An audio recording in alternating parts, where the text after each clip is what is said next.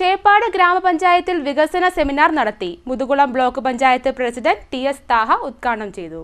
ചേപ്പാട് ഗ്രാമപഞ്ചായത്ത് 14ാം പഞ്ചവത്സര പദ്ധതി ജനകീയ ആസൂത്രണം വികസന സെമിനാർ സംഘടിപ്പിച്ചു. ഗ്രാമപഞ്ചായത്ത് പ്രസിഡന്റ് ടി. തുളസി അധ്യക്ഷത വഹിച്ചു. Muthukulam block panchayat president advocate T S. Thaha ഉദ്ഘാടനം നിർവഹിച്ചു.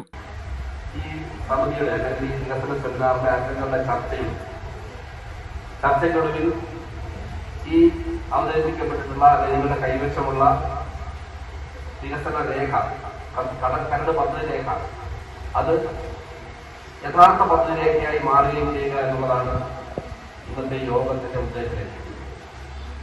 ഇവിടെ പറഞ്ഞു, നമ്മുടെ ജനകീയ ആസൂത്രണ പദ്ധതിയുടെ 14ാം പഞ്ചവത്സര പദ്ധതിയുടെ 5ാമത്തെ വർഷമാണ്. ഓരോ 5 വർഷം കൂടുമ്പോഴാണ് നമ്മുടെ പഞ്ചവത്സര പദ്ധതികൾ.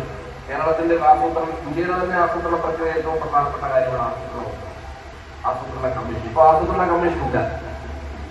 ഇപ്പോ കേന്ദ്ര ഗവൺമെന്റ് നീതി ആയോഗമാണ്, ആസൂത്രണ കമ്മീഷൻ ഇല്ല. ഗ്രാമപഞ്ചായത്ത് വൈസ് പ്രസിഡന്റ് എം.കെ. മണികുമാർ സ്വാഗതം പറഞ്ഞു. ആലപ്പുഴ ജില്ലാ പഞ്ചായത്ത് അംഗം ജോൺ തോമസ് കരട് പദ്ധതി രേഖയുടെ പ്രകാശനം നിർവഹിച്ചു. രണ്ടാമത്തെ ഏറ്റവും നല്ല വികസന സെമിനാർ നടക്കുന്നത് ചേപ്പാട്ടാണ്. പ്രത്യേകം ചേപ്പാട് ഗ്രാമപഞ്ചായത്തിനെ ഞാൻ അഭിനന്ദിക്കുന്നു. അംഗബലം കൊണ്ടും പ്രാതിനിധ്യം കൊണ്ടും ജനങ്ങളുടെ സാന്നിധ്യം കൊണ്ടും ഈ വികസന സെമിനാർ അതിഗംഭീരമാണ് എന്ന് ഞാൻ സാക്ഷ്യപ്പെടുത്തുകയാണ്. നമ്മുടെ പഞ്ചവത്സര പദ്ധതിയുടെ 14ാം പഞ്ചവത്സര പദ്ധതിയുടെ അവസാന ഘട്ടത്തിലേക്ക് കടക്കുകയാണ്. വികസനകാര്യ സ്റ്റാൻഡിംഗ് കമ്മിറ്റി ചെയർപേഴ്സൺ അമ്പിളി കരട് പദ്ധതി രേഖ അവതരിപ്പിച്ചു. നമ്മുടെ പഞ്ചായത്തിനെ സംബന്ധിച്ചിടത്തോളം കാർഷിക മേഖലയ്ക്കാണ് മുൻതൂക്കം കൊടുക്കേണ്ടതും.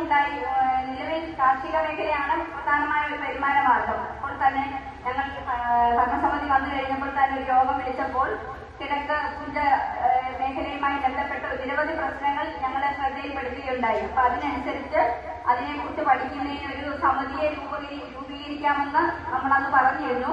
അതോടൊപ്പം തന്നെ കരപ്രദേശങ്ങളെ കരണ കൃഷിയൊക്കെ വ്യാപിപ്പിക്കണമെന്നൊക്കെ നിർദ്ദേശങ്ങൾ വന്നപ്പോൾ നമ്മൾ ഓരോ പദ്ധതികളും എടുക്കാനായി തുടങ്ങുമ്പോൾ അതിന് പ്രധാനമായും നമുക്ക് ഇവിടുത്തെ വെള്ളക്കെട്ടുകൾ ഒഴിവാക്കുക എന്നുള്ളതാണ് വന്നിട്ടുള്ള നിർദ്ദേശങ്ങൾ. അപ്പൊ കൃഷിക്ക് മുൻതൂക്കം കൊടുത്തുകൊണ്ട് വരും ഈ വർഷത്തെ പദ്ധതികൾ ഏറ്റെടുക്കുക എന്നുള്ള ദൗത്യമാണ് എനിക്ക് മുന്നിലുള്ളത്. അപ്പൊ ഓരോരുത്തരുടെ നിർദ്ദേശങ്ങൾ ആരാഞ്ഞുകൊണ്ട് ഈ കരട് പദ്ധതി നിങ്ങൾക്ക് മുമ്പിൽ ഞാൻ സമർപ്പിക്കുന്നു.